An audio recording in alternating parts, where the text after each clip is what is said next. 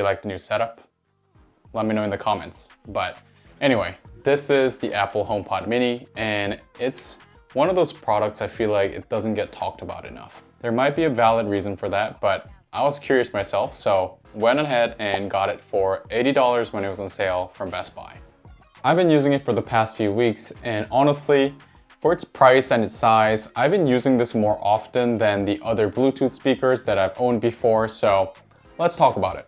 Honestly, the first thing I noticed when I opened this was just how small and portable it was. It's 3.9 inches wide and 3.3 inches high, and it weighs about 1/4 of a pound or 345 grams. It's honestly pretty light, and for comparison and to give you a better perspective, I have a tennis ball here, so you can kind of see the size difference, and it's a little bit bigger. I'd say it's similar to more of a softball than a tennis ball. It's covered in this mesh fabric that honestly I think it looks pretty sleek and also gives it a nice characteristic.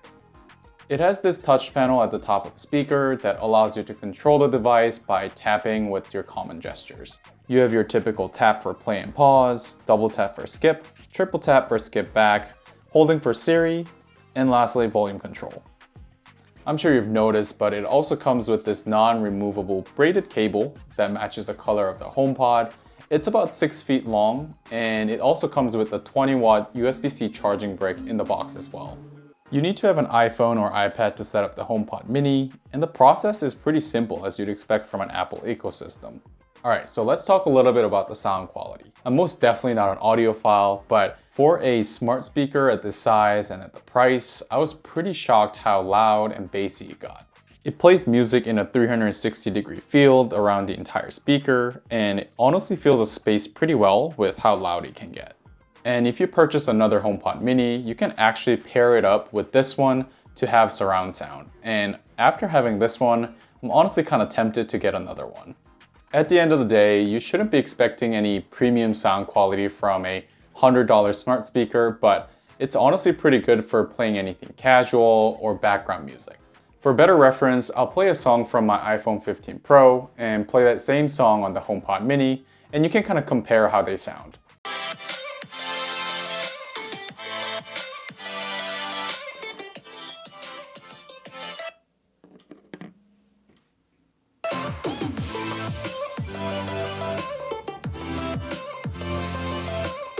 Speaking of music, once you have the HomePod Mini set up with your phone, you can actually play music independently without your phone nearby.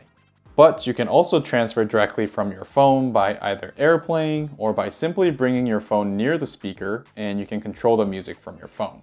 It actually shows this transfer animation on the control pad, and your phone also vibrates, which adds to the experience. The default music app on the HomePod Mini is Apple Music, so if you're a Spotify user like me, you'll have to directly say, play this song from Spotify to Siri. Otherwise, it'll start playing some random songs from Apple Music, so it could be a little bit inconvenient and a little annoying. At the end of the day, HomePod Mini is a smart speaker, and I want to talk about some of the features that I enjoy using, but keep in mind that you need the Home app in order to be able to customize some of these settings on the HomePod Mini.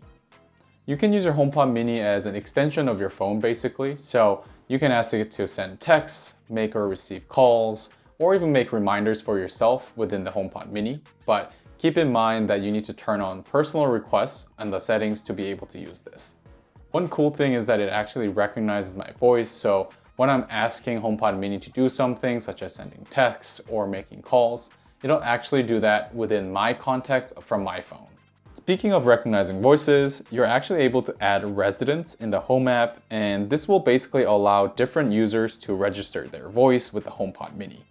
For example, I added my partner as a resident on the Home app, and basically she's able to register her voice with the HomePod Mini, and when she asks something to the HomePod Mini using Siri, it'll basically recognize her voice and give her a unique experience different from mine. Believe it or not, the HomePod Mini can actually sense the temperature and humidity of your home with no additional setup, so if you're ever curious, you can ask that to the HomePod Mini as well. You can also set up automations with the HomePod, so if you have any smart home devices like lights or switches, you'll be able to control them through HomePod Mini. The last feature I want to talk about is called Intercom, and it's probably one of my favorite features. So If you're away from the HomePod, you can basically ask your Siri on the phone to play a voice note and it'll play it back on the HomePod mini. Obviously, this is not a groundbreaking or must-buy feature, but I think it's one of those features that you can just kind of have fun with it. All right, so is this a must-have item? Probably not, but I would say it makes it a pretty good gift for your friends or family, especially if they're already using an iPhone. Honestly, it's a pretty good combination of being budget-friendly, convenient, and having nice sound quality for a smart speaker. I wish it came with a battery and made it portable, but if you're looking for a smart speaker, I'd definitely recommend looking into this one. Thank you for watching this video, and I'll catch you in the next one. Peace.